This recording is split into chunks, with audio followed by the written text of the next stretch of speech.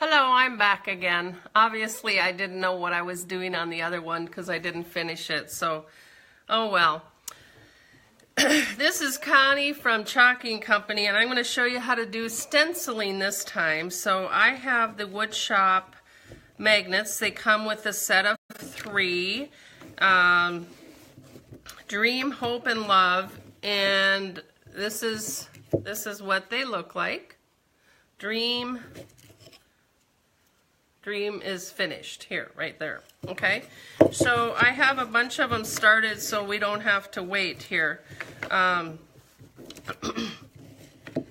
the first thing is you just put your 2 coats of your chalky paint, and this is vintage white. So I wanted to show you how to put on the stencil. So you take a stencil, simple stencil, and you take off the back paper, which is the heavy paper. Go slow. If it's really an intricate, tiny stencil, you have to go slow because you don't want any of this sticky stencil to be left on this paper. Okay? Then you're going to turn it over, and of course I'm like, that doesn't say hope. That was upside down. Okay, so that could happen to me anytime, you know, I'm a little on the goofier side. So anyway, you just eyeball it and you put your stencil down. Once you have pressed it, you can't move it very well, so make sure it's in the spot you want. If you wanted to move it a little bit, you could, but once you push it down, you can't. So start in the middle, especially if you have a big stencil, and push the air bubbles out. That's very important so it will stick or adhere correctly. I used to use a credit card to really put that down, and this is just the edge of another magnet, but it tended to flake up the paint for me, so I don't do that anymore. I just push really hard with my fingers. Then you just take the edge of the stencil and the transfer paper and you peel off a corner. Sometimes it's hard to get started, so I started that before. And you just go slow. You can go at an angle. Just go slow because you don't want to rip it. Make sure that you hold down the stencil. Sometimes it'll start to come up. And you would just want to make sure that all that stencil stays on your project. Now see, there's a little piece of blue that's starting to come up there. Now I'll make sure that that is pressed down. See, that's starting to come up too. So we want to push that down. There. Then we just discard that. And then you make sure you put your fingers down and feel that all those edges are adhering so you can paint your first coat. Your first coat is exactly the same color as the base. So now say you did some glazing or some blending and you have more than one color on the back, just use a clear coat and that will be perfect to seal the edges. Like the top coat that we have, you can use, oh hi Lauren again and Wendy, oh my gosh, this is fun. Okay, so then you just take whatever you had for your first coat, which is vintage white, and you put a very light coat.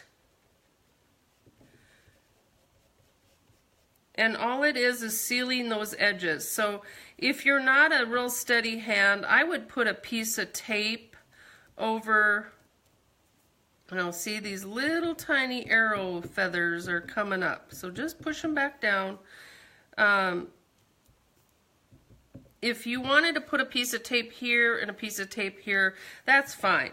You can do that just so you don't have to be so careful.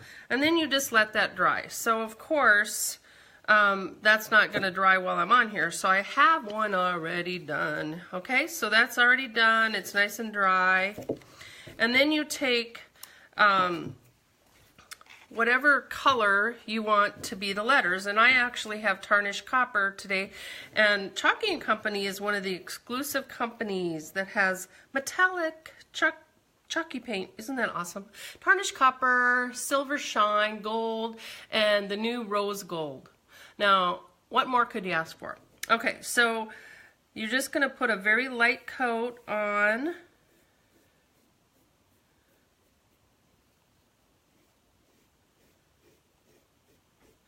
And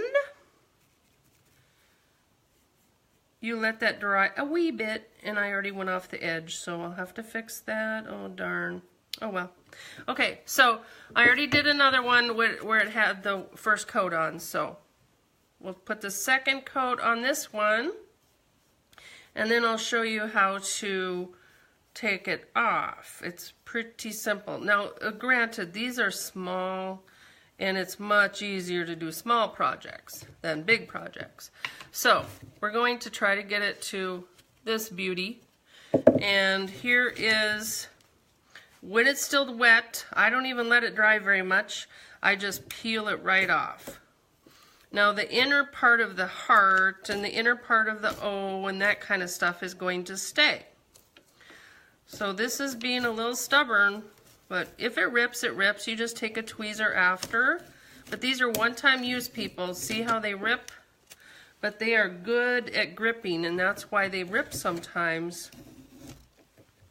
Now, you just have to take a fancy-dancy tweezer. And so I have an inner part of the heart, and you just take off that little piece, okay? As you can tell on my tablecloth, it's well used, but I like to paint a lot, and I am always painting. We have paint nights. It's so awesome. I just love these gals. So, when you get done weeding, we call this weeding, I guess, taking all these little pieces off, and you don't want to let this dry and not do this, because this latex paint that they have before we mix it with chalky powder is very, very high end, and once it dries it's kind of like a glove, and it has so much latex in it. It's awesome, and you're not going to get that stuff off with very easily without it adhering to the whole stencil.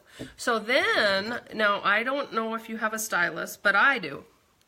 This is from my ceramic days. And, oh, hi Sue. Oh my gosh, all kinds of people on here. You can use a toothpick as well, but I just use a really, really tiny end of a stylus.